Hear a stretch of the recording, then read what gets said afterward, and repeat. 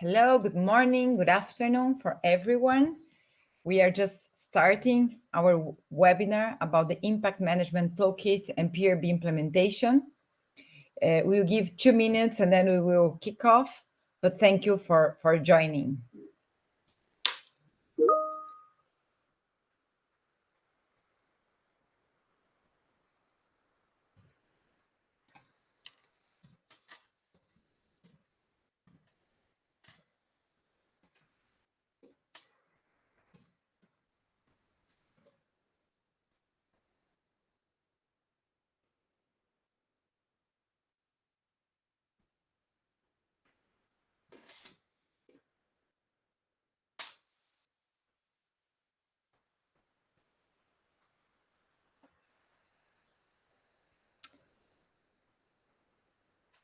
So thank you so much for joining. Today, we're going to have myself. My name is Maria Eugenia. I work for UNEP. I work on the PRB team, on the banking team with governance and membership. And we also have on board Karine Ebb, the program lead of the SDG and Impact. And also Gabor Giura, our technical specialist in the banking team. So thank you so much for joining today. So this is our agenda. We will give you some background. We will overview the PRB requirements, and then we're going to present the Impact Management Toolkit. And we really want to hear your questions and comments in the end of the session. Feel free to include your comments and questions in the Bright Talk Q&A.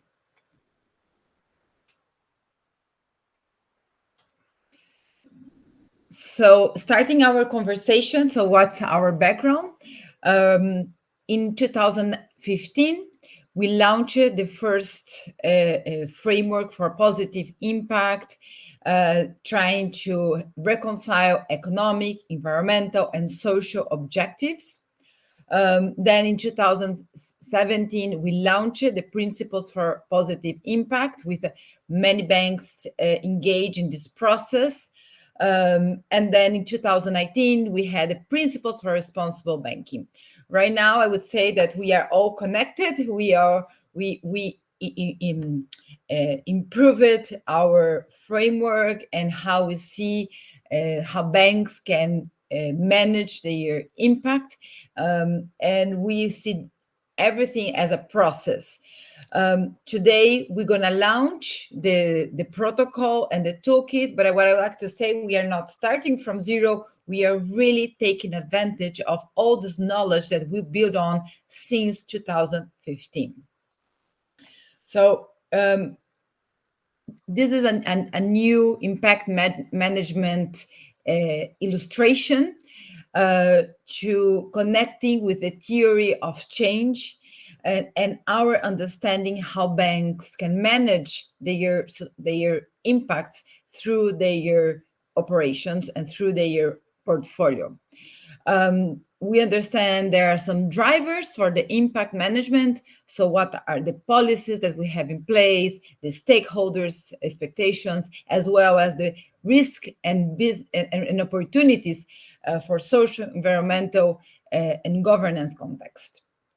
In the middle of this illustration, you can see the practice of your day by day.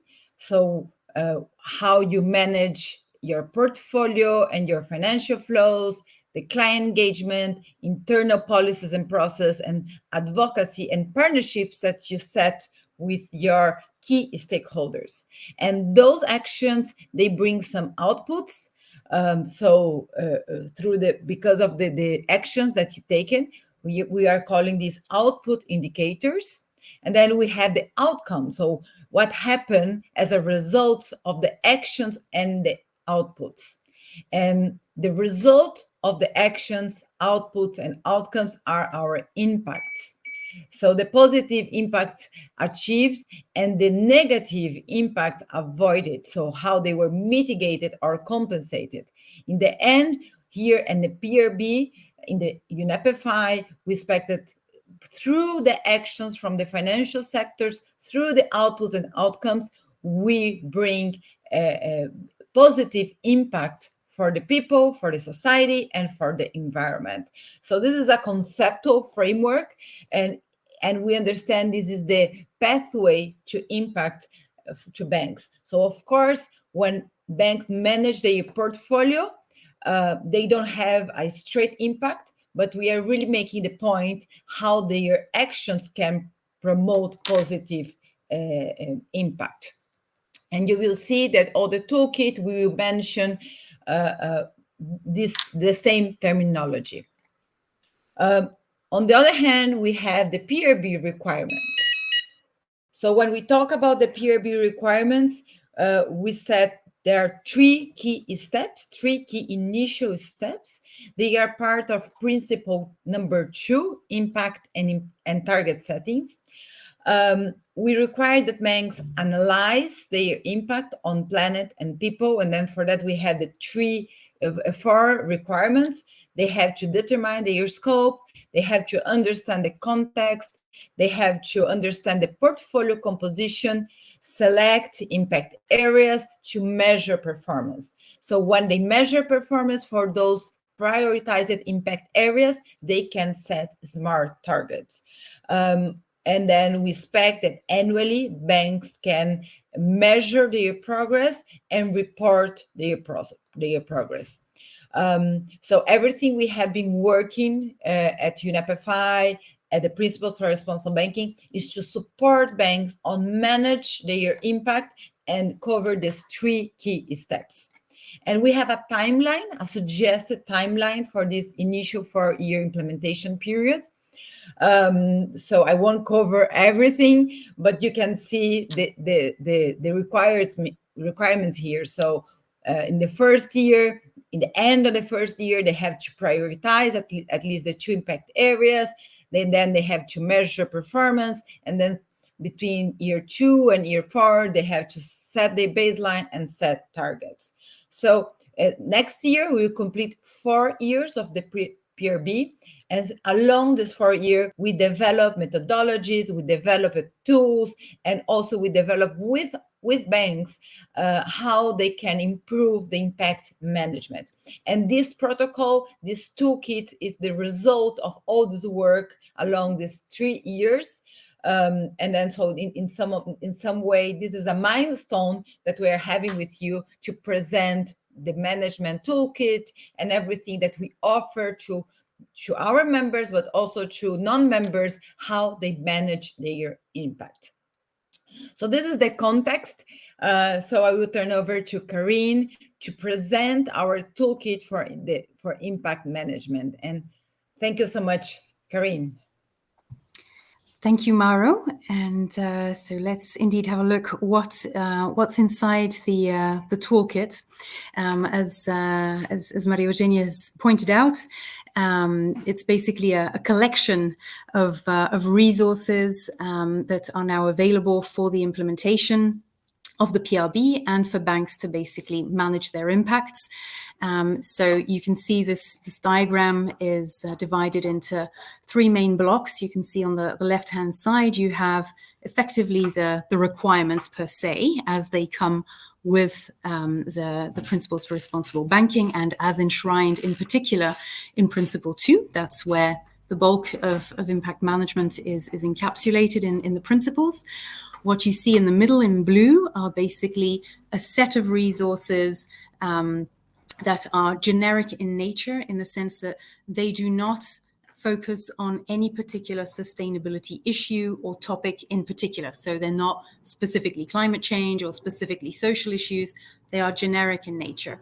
And then on the right-hand side in the gray column, you can see a series of resources that are by contrast, specific to different thematics, and those are usually focused very specifically on the question of target setting. So what we'd really like to do now in this session is to walk you through the different components of the toolkit, so more specifically what's in the blue boxes and the gray boxes, so that it's very clear how these different elements work together and at what point of implementation, whether it's for PRB compliance or indeed, Mauro mentioned earlier on, also non-member banks, for those trying to implement impact management, at what stage which resources can be of use. So we're really just giving you a tour of this toolkit now that we feel that we have something quite complete that can accompany you across your journey across those 4 years that Maria Eugenia showed. So before we go into each of these in more detail, just to quickly go through what's here in the generic items. First off, you see here the impact protocol that Maria Eugenia spoke about. Then there's some interactive guidance, followed then in this next box on a series of tools. And finally, there's reference materials. So I won't go into the details now because we're going to go through each of them separately. With that, I'll actually kick off that process by giving you an introduction to the impact protocol before then handing over to my colleague Gabor to talk to you about the interactive guidance. So looking at the impact protocol at the top of that toolkit image. So the impact protocol in many ways is, it's the starting point in the sense that this is a document that shows you step by step the process of holistic impact management. So you can see already in this summary diagram that there are a number of steps that we go through, from scoping to impact identification, performance measurement and assessment, target setting, and monitoring thereafter. So each of these are going to be detailed in the impact protocol. How it works specifically is that for each of those steps, you basically have, first of all, a point out to the PRB requirements so that you understand, as a PRB signatory, for instance, what is the specific requirement and the item that you're going to be expected to report against. There is then an overview, which acts as a super summary of what that particular step is made up of. There is, following that, a more detailed run through of each of those items. So as you can see here in impact identification, for instance, we have 3 key parts. We look at context, we look at the portfolio composition, and we're also going to be landing on what are the most significant impact areas and topics. So each of these will be detailed after that intro page that you're seeing there. Other things that you will see for each of the steps is a call out to the relevant UNEP resources that can support this, because the protocol is basically a narrative explanation of the whole process. But as you have seen, the toolkit also contains actual tools with data input and so on. And so there will be call outs to help you see what can support you. And finally, there will be an example, a high level example to illustrate. So that's how the protocol effectively is built, how it works, when to use it. Probably quite intuitive already. If we go back to that 4-year process, this is really something that needs to be looked at the beginning so that you understand the full process, how it functions, and how things loop back also, since there is a cyclical element to this. There's an iterative and repetitive element to this. And so this is really something that we recommend for all teams who are going to be involved in the impact management process to be familiar with, so that everything is contextualized. That's why it's a narrative document that can be read through. It's not yet something where you need to roll your sleeves up. It's about learning and understanding the process and the reason behind the process. So that's the impact protocol. I think from here we move on to the next item in the toolbox, which is the interactive guidance. And Gabor, I will hand over to you for that. Thanks, Corinne. And exactly, interactive guidance is another element of the, I almost said arsenal, I should rather say toolbox for impact management. What is it? What is it? It's really focused on, again, principle number 2, so impact analysis and target setting. I brought 2 screenshots just to give you a flavor about the interactive guidance. It's really like, as the name says, it's a guide helping you walk through the process. As you can see, hopefully on the screen, so there are different steps you need to take as a start.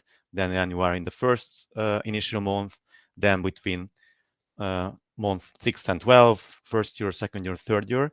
there's always something to do, and it's easy to a little bit get lost what needs to be done at certain point in time, even if you are clear what you need to deliver by the end of year 4. And it's, of course, not an e-learning tool, but I think I would say similar to an e-learning tool, very interactive. You can walk through the different panels and jump from topic to topic. And essentially, it's covers the whole process of impact analysis and target setting. There are a lot of examples, real-life examples from banks who've already completed impact analysis. Some of them have even set targets. And I think it's obviously always very useful to look at existing examples from banks. I should also highlight that it is updated constantly. So it's in line now with the latest framework review.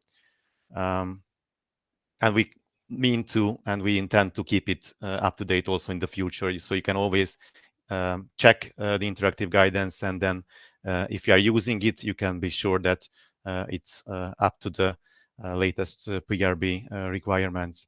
It also builds on the impact protocol that Karin has just introduced to us, and it contains all kinds of references to all other impact management resources, again, containing links as well.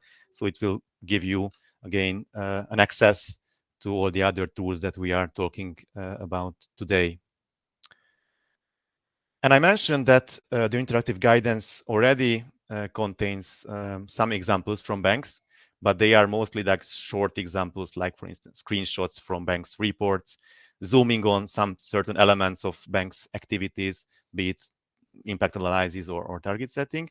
But we thought that it could even be more helpful for some banks or even some other kind of practitioners to have more fully fledged case studies when we are really taking a look at one particular bank and we are trying to analyze and understand how this particular bank did the impact analysis and how this bank set or is about to set targets. So that's why just very recently, this Tuesday, we published a new publication.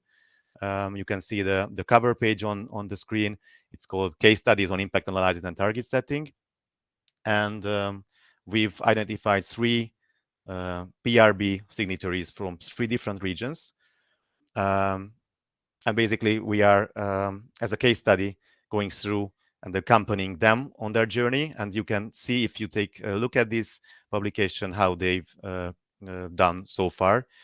So it's about the process, but also you can get a flavor of the outcome of the impact analysis and the target setting. And sometimes we intentionally zoom on, for instance, the challenges. What were the challenges these banks were facing? And I know that many banks will find a similar situation, find themselves in similar situations. For instance, struggling with data, just to mention one example. So there are some very practical insights as well from these 3 banks. So Raiffeisen Bank International, Vancity from Canada, and Banco Promerica from Costa Rica. And let's again take a look at when to use the interactive guidance and also this case study publication. I should say, again, in the early weeks or months, it's definitely worth using these documents, again, because this will give you an idea about the things to do in the first 4 years of after signing the PRB. But of course, let's not forget that also banks who already previously signed the principles for responsible banking will find useful insights in these documents and guidances. And with that, I'm giving back the floor to you, Karin. Thanks, Gabor. And so, yes, having walked through the first 2 items in the toolbox, we're turning to the impact analysis tool, the bank portfolio tool.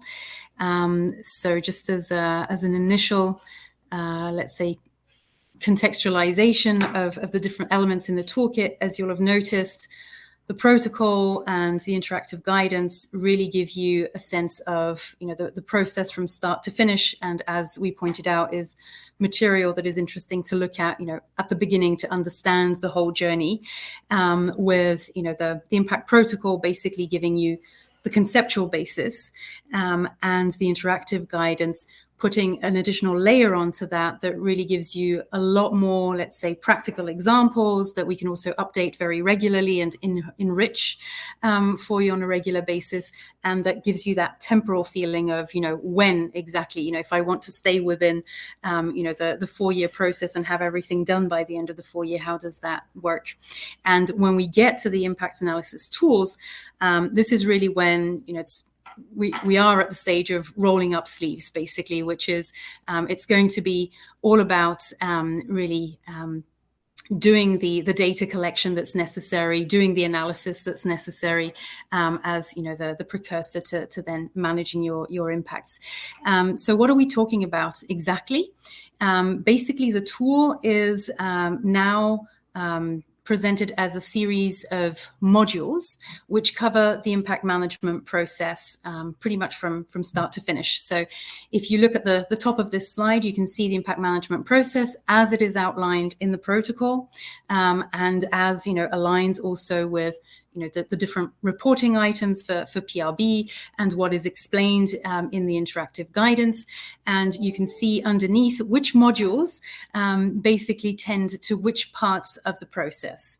So in terms of scoping, we see that that's not necessarily something where you need a data collection and data management tool per se. So there's not an actual tool there. There's the guidance, but we didn't see that it was necessary to have a dedicated module for that. It really starts at impact identification. So this is, as a reminder, this is the point where you're really trying to understand what are the impact topics and the impact issues, the different sustainability issues that are closely associated with the portfolio. What are what is the context in which those portfolios exist, so that you can prioritize most significant impact areas. So that's the whole point of identification. And as you can see, that translates into 2 separate modules, one which is the context analysis and one which is focused on the actual portfolio analysis. Within that, as you can see, we've got dedicated modules for consumer and institutional banking. Institutional banking covers anything that basically falls outside the remit of consumer banking. So ranging all the way from finance that will be oriented towards SMEs or middle market type clients, all the way to corporate banking and investment banking. Moving on, you then have a final set of modules, which we call the assessment modules. This is basically where you would be undertaking the performance measurement and assessment and the target setting. So everything that leads you to understand what is your current practice, what is your current impact, and hence, what is your baseline effectively? What are basically the alignment choices you're also going to make in terms of policies and regulatory frameworks that are relevant for the most significant impact areas that you've identified, so that you can move on to target setting, defining your action plan, and then in due time proceed to monitoring. Assessment module, just like identification modules, are divided between consumer banking, institutional banking. And if you're wondering why there's a dotted line around consumer banking, that's because we're pending release of that final module at the end of November. So do stay tuned. There will be a technical session specifically on the assessment modules running through both the consumer and the institutional banking modules. So that's the suite of modules that make up the bank portfolio tool. And just to explain a little bit more how it works, for those that are not familiar, maybe. So really look at it as, a workflow. And that workflow is going to be about, first collecting and inputting data. So you're going to be collecting and inputting data around country needs, portfolio composition, your current practice, your current impacts.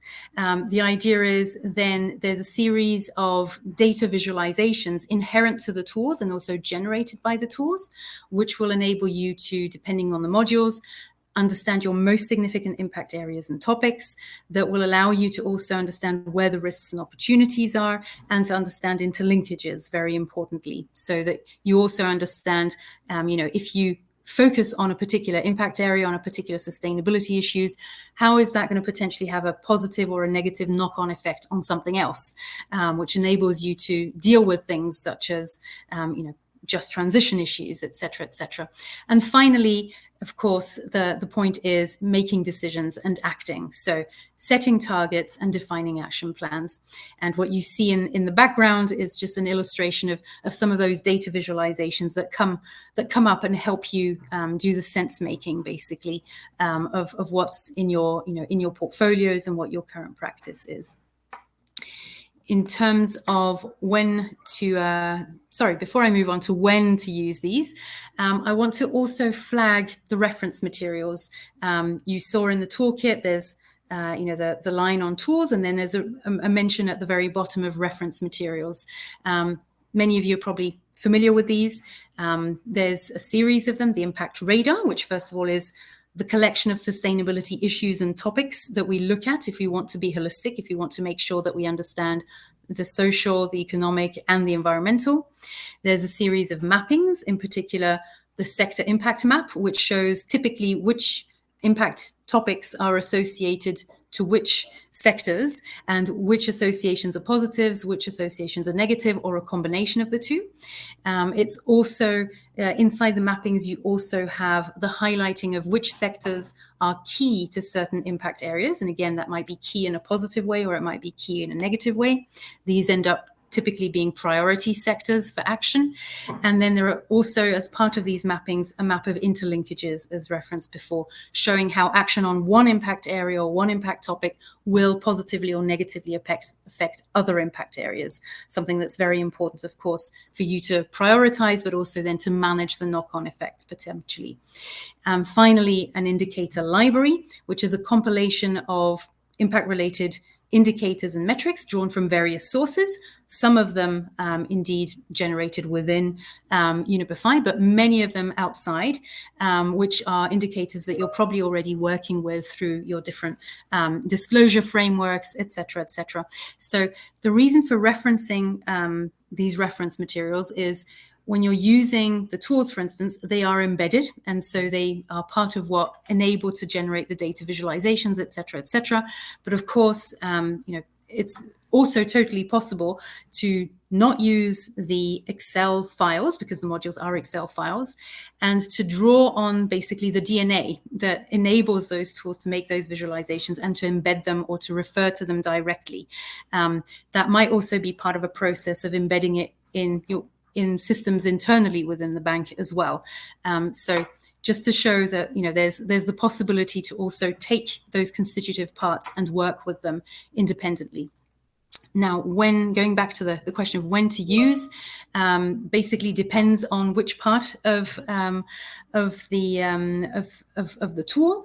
The context and identification modules, unsurprisingly, more towards the beginning, when you're expected, very, very fast, very quickly to identify, what your most significant impact areas are. That's also when the impact radar is relevant. That's where the sector impact map is relevant, where the interlinkages map is relevant. When you move on more into year 3 and 4, and you're having to really now nail down what your targets are going to be to start setting up action plans, that's when the assessment modules become relevant. The sector impact map, interlinkages map continue to be relevant because oftentimes you're going to want to prioritize key sectors, and you're going to want to bear in mind the interlinkages to potentially leverage some of those. And then, of course, it's the moment when the indicator library is also very relevant, because that is when you're going to need to be measuring many things, both from your practice and from your impacts. So that's for the tools. And Gabor, back to you to zoom into the last part, which is specifically the thematic target setting resources. Exactly. So ideally, as we are making progress in the impact management process, a bank in some point in time, ideally after 2 years, has identified the two key significant impact areas where the bank can maximize its positive impact or minimize its negative impacts on the environment and societies, on people. And then, of course, the challenge is to set the right kind of targets. And what I mean, of course, the right kind of target is really means a lot of things. Just to mention the two, I would say, most important ones. These targets need to be realistic, achievable, but at the same time ambitious enough that we are really creating as much impact as possible. So it's not that obviously not that easy. So that's why we have a number of resources also for target setting. And I should start with the thematic ones. And you can see on the slide that we have now several guidances for specific impact areas. So on this chart, I just brought as an example financial inclusion and financial health target setting, resource efficiency and circular economy target setting. We have actually two guidelines for climate target setting, but we also have one for gender equality, also one for nature and biodiversity. So we have a growing number of thematic target setting guidelines. And these are, of course, on the one hand, will give you all the necessary theoretic foundations, but they're also meant to be practical. They will, again, contain good examples, good practices, which you can follow. And I've met many banks who aren't yet signatories of the principles for responsible banking, but they are still using these reference materials because, again, for different impact areas, I think they are extremely helpful. But in addition to just reading and implementing these guidelines, we are also offering other facilities for banks who would like to set their targets for their most significant impact areas. And here I should mention, first of all, trainings or capacity building programs. Right now, we are delivering capacity building programs for climate change target setting. Why? Because climate change is the impact area which was identified by most PRB signatories as one of the key significant areas.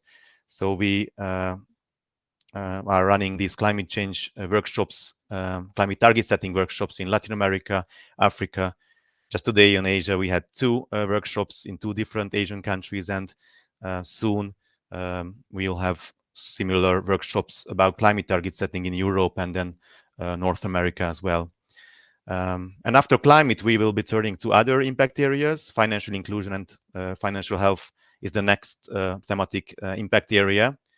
Again, we'll be using as a basis the guidance, how to set the targets for this impact area, but there will be these live, but not in-person trainings where we, together with banks, of course, walk through the expectations, how to set the right kind of targets for these specific impact areas.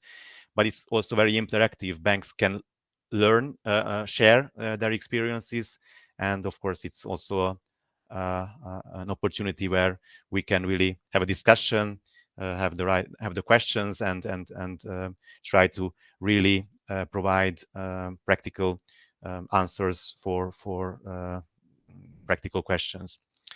So if you are interested in these trainings, please check the UNEP FI newsletters, and you can always, of course, reach out to your regional coordinator for the specific dates about the climate target setting workshops and the upcoming financial inclusion and financial health target settings. And of course, next year we'll be also covering another impact area with these trainings. But in addition to these thematic target setting guidances and capacity building programs, I should also, of course, highlight that we have like more general resources helping banks to set targets. So very soon we'll be publishing a new FAQ document, which is meant to cover all the tricky and very practical questions that we are receiving from banks. And of course, as banks are now moving into the target setting era, they are having more and more questions. So we'll be explaining our expectations and the good practices for questions like when is a target ambitious enough? What should I do when I don't have data, or my data, or the quality of my data is maybe not satisfactory? Um, or to mention another example, what are the kind of targets I shouldn't set? What are the things to avoid? Just to mention other examples. And most importantly, we will also cover what we call the progressive approach for those impact areas which are not yet that much established. So just to mention again one example, we have specific guidance for climate mitigation target setting, but we don't have such specific guidance for climate adaptation target setting. And of course, there are also other impact areas or potential impact areas, which might be the most important one for a specific bank, but for which one we don't have like specific guidances. And then in this upcoming FAQ, we'll be explaining the kind of approach we will be suggesting to follow.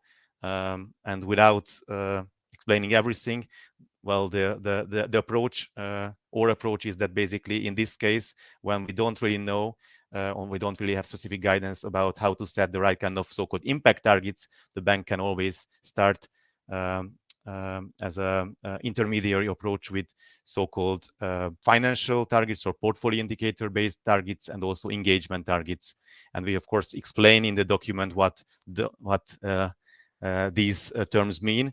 And I'm sure many banks will find relevant, for instance, this kind of guidance, because, of course, the goal is that banks should really focus on the most relevant impact areas. And as I mentioned, for some of them, we don't have yet the very specific and detailed guidances. When to use it? Again, this won't be a surprise. So right after you've identified the two most significant impact areas. So ideally, this will be after year 2. Of course, if you can already turn to target setting earlier, that's all the better.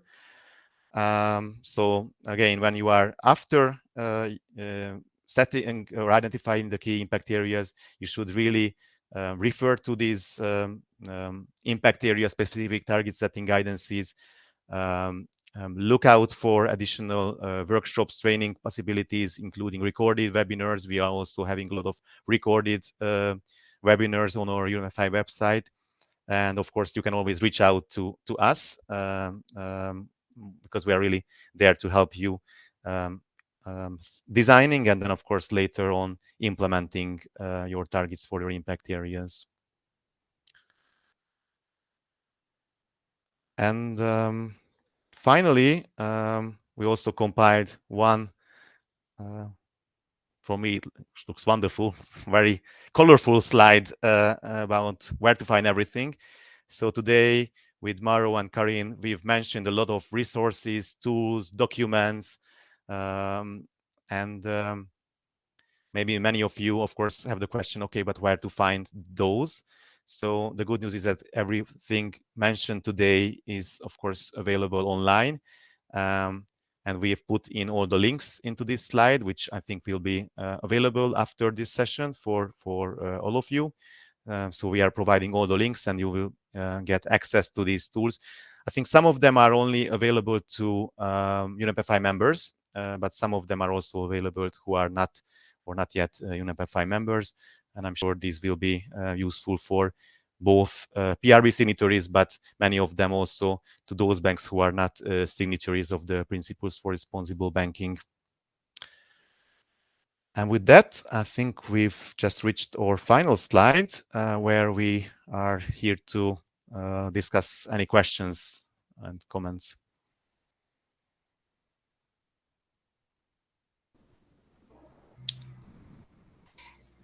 I think there was just a clarification point I'm seeing in the chat, but maybe just as a housekeeping point, be reminded that with this platform to ask questions, you need to write them out in the questions section. So please don't hesitate to do that. Just to address one that's there presently. Clarification on when we talk about institutional banking, what that covers and whether that covers business banking, just to confirm, yes, indeed, business banking would be covered in that space.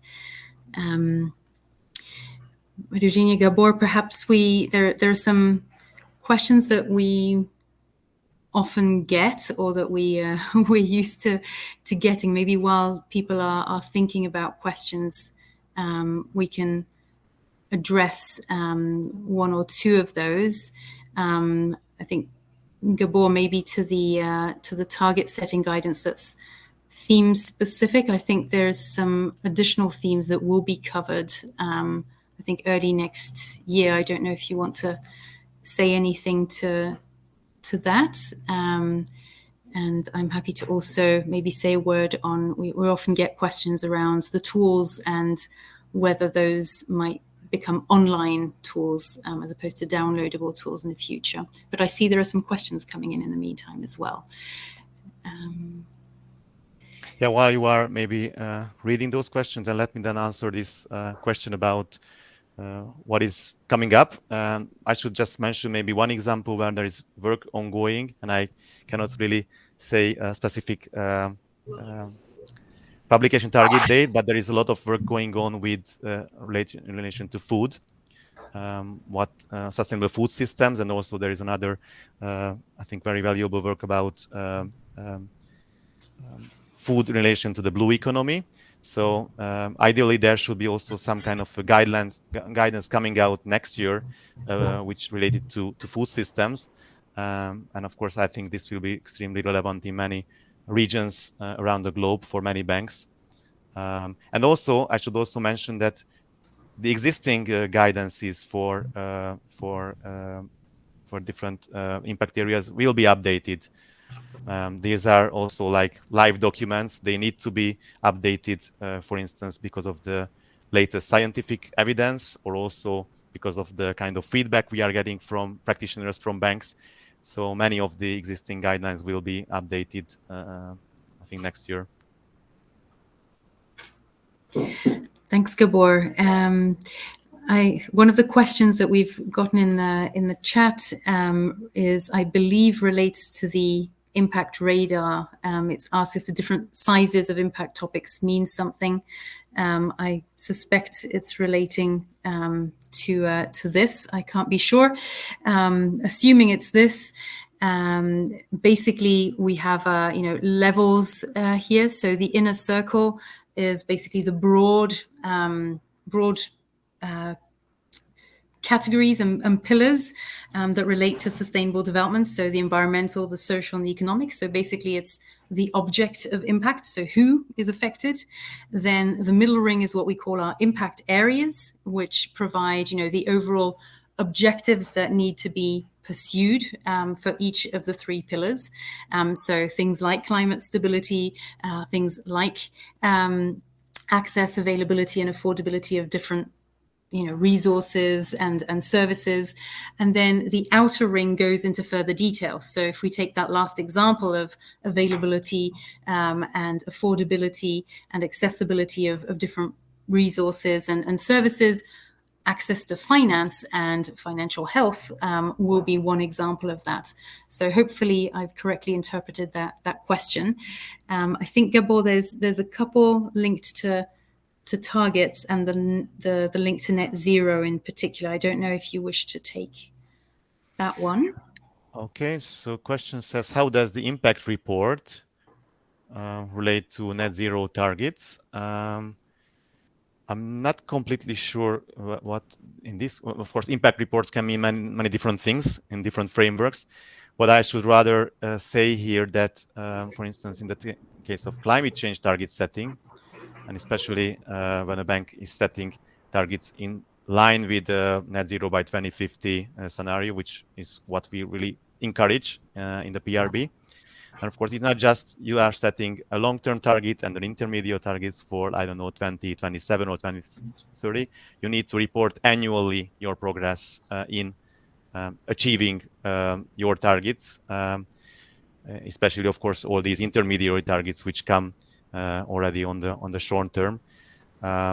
Also, you are expected, and this again brings us back to impact, to annually disclose your financed emissions, so that also all your stakeholders get an idea how much you are really managing to manage your impacts and how much you can, for instance, reduce your financed emissions. So that would be like more like an impact report, into my interpretation, your annual disclosures as you are progressing in implementing your net zero targets as a bank. There's a stream of questions coming in, which is great. Right. I'm just going to quickly take the one asking about old versions, new versions of the tools. So yes, we very much recommend that you use the new versions of the tool if you're starting out fresh, or indeed if you've done an impact analysis, but you're reiterating, please do go to the new versions. They've been streamlined, improved in many different ways. So we strongly encourage you to use the new ones. They're freely available. They're not on the members corner. They're really open source, so you can use that.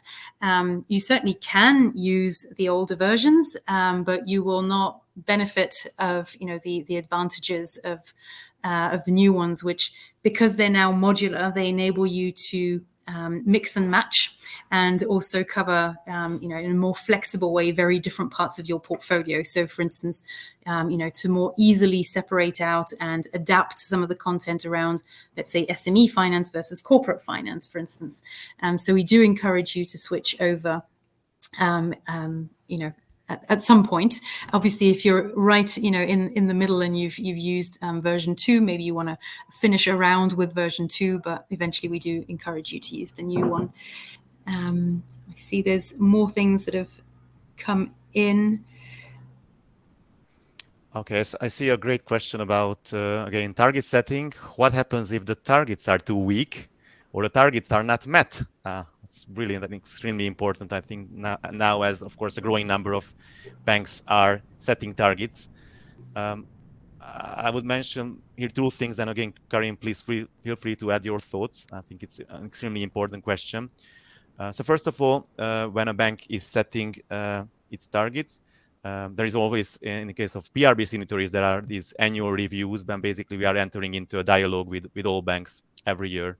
So if we had the impression that one bank's targets are, well, as the question puts it, very, very weak, not ambitious enough, so, and we cannot really find it like a sufficiently well-developed target, then of course we enter into a dialogue with the bank and would try to convince the bank that it adjusts the target. But of course we are not regulating the banks, so you don't have such legal powers. It's like more like a discussion.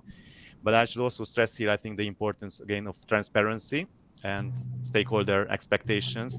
So that's why it's extremely important in the case of PRD that you are also publishing these targets, and you are also publishing your progress annually, so that your investors, your clients, your stakeholders, all the NGOs, who I think in many countries doing a wonderful work in providing that kind of scrutiny, will also like, and even like analysts, press, can also express criticism if they find, rightly or wrongly, that target is not sufficiently ambitious enough. I think we need those kind of discussions so that really make sure that these targets will be meaningful and impactful.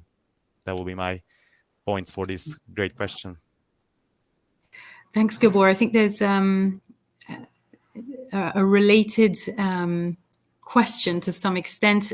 Somebody in pointing out the use of exclusion lists and refraining from investing in negatively impacting sectors and industries. And the question is, how does that help an overall net zero journey or the sustainability agenda? The UNEP's position around this is that we will need indeed to resort to certain exclusions, but that cannot be the only. To use similar terminology, it cannot be the only tool in our toolkit. A huge part of the sustainability agenda requires for business model changes, strategic changes. And so from a bank perspective, a lot of that in practice is going to translate into the need for engagement with clients. And I think we're really at it's a transformation and a transition process, and basically there's a need for there to be partnership across the value chain, right, between banks and their clients, investors and their investee companies. There needs to be a dialogue, and there needs to be common objectives, basically. So at the end of the day, from a bank perspective, success at the portfolio level is going to be dependent on success of the clients in beneath, and it's not everything is going to be resolvable by simply a portfolio shift, excluding something or adding something. So it's very much one tool, but not the only tool, I think is very much the message that is carried by UNEP. And there are a few other questions, Geborgen, if you want to take some of those. I just want to very quickly confirm to somebody who's asked whether where a copy of the slides will be. So they will be circulated through the Bright Talk platform as of tomorrow. We will also be posting a link to the presentation on our website in the same place that you can find all the other resources that are linked there. And there's, kind of also just a practical question on whether there will be updated guidance for assurance providers. And I think I can safely say that, yes, that is a piece of PRB guidance that is going to be updated quite soon. But there is already an assurance guide available, just to be clear. Gabor, I think that's a few of them, but I know there are additional ones that have come in the meantime. Yeah. Okay, there's a question about KPIs. Let me read it. So when measuring performance against targets, do banks need to define engagement KPIs, outcome KPIs, and performance KPIs? Or banks can only define performance KPIs, for instance? Is it mandatory to define all three of the KPI typologies? I should rather say here that these kind of KPIs, like engagement KPIs, more like what we call conduits. So this is how you achieve your impact targets. So in the case of, for instance, climate targets, of course, what we would like to see is that you are setting greenhouse gas reduction targets for your portfolio, so for your loans and investments. So that's the kind of impact we are seeking, and you need to set such impact targets. But of course, you can only achieve it through your customers. Again, this brings us back to the previous question about client engagement. So yes, we are, of course, very much recommending to set such engagement KPIs. It's part of the guidance, but it's not like that much as a strict requirement. The strict requirement is about really the impact target part, that this is what you need to set, this is what you need to achieve. And there is a lot of course, flexibility in how you are doing that. Of course, it's extremely logical that you need to set such KPIs and also milestones. It's also, that's why in the guideline, but it's not basically the kind of the core element. The core element is really the impact target, which is in this case the greenhouse gas reduction targets. I see there's a point on the radar asking about the subdivisions, whether, for each of the impact areas there are subdivisions. So for the great majority, yes, we call those the topics underneath the areas. And indeed, around employment, there are a number of impact topics. So you will see there, employment as one of them, but you will see other topics as well.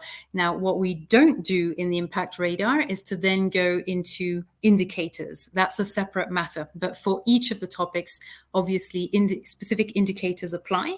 And that is what the indicator library is about. It will basically take the impact radar, and for each of the, the finest level, so the impact topics, we will map to the indicators that currently exist in different reporting frameworks that we've also developed in some cases at UNEP, and how they connect to the different impact areas and impact topics. So hopefully that's helpful. Gabor, should I take the one on key sectors, or was there? Yeah, I think the questions are really focused on the impact tools. Great to see such interest.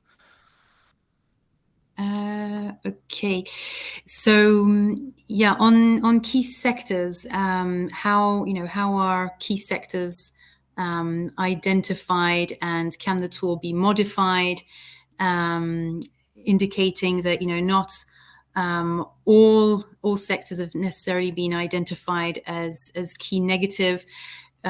Should a user freely change, the score? And there's a reference to the 0 to 2, because indeed, we basically have where there's associations, we make that a 1, and where there's the association is considered to be a key sector, we call that a 2 in our internal jargon. So those denominations have been made based on the current status of let's say research. So we've drawn on a series of different research to try and determine that.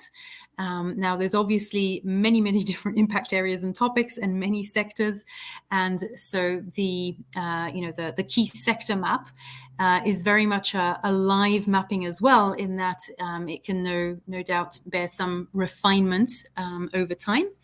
However, we don't recommend that users just freely adjust everything, because then we have no common language anymore. What we do recommend is, if you see something that you take issue with, i.e. you think it's been identified as a key sector and you're not clear why that would be the case, or reversely, something is not a key sector and you think clearly it should be, whether key positive or key negative, please reach out to us. And that is something that we keep a log of, and that enables us to iterate over time. So that would be the preferred way forward on that. And yes, biodiversity is very much an impact topic within the toolkit. So you find that in the impact radar, you find it in the tools for data visualizations, and there's also actually I see we've kept the target setting slide up. One of those target setting guidances is about biodiversity.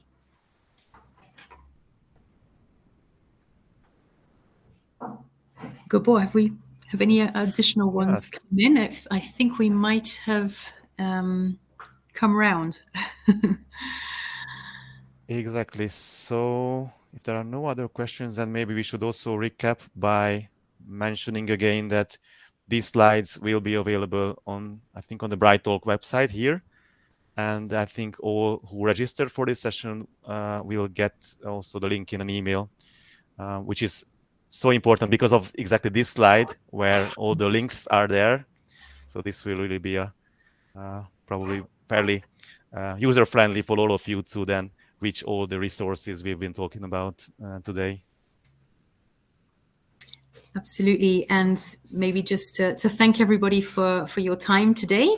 And if you want to reach out to us, here are also our contact details with a little bit of guidance on sort of who's point on what. And you'll find that in the deck, of course, as well. So I think from my end, no further comments. Gabor, any final words from you? And I think we're good. Yeah, and thank you for everybody's questions. I think it was extremely interesting also for us with Karine and Maro. Absolutely. Keep them coming. Thank you very much. Have a nice rest of your days. Thank you. Bye-bye.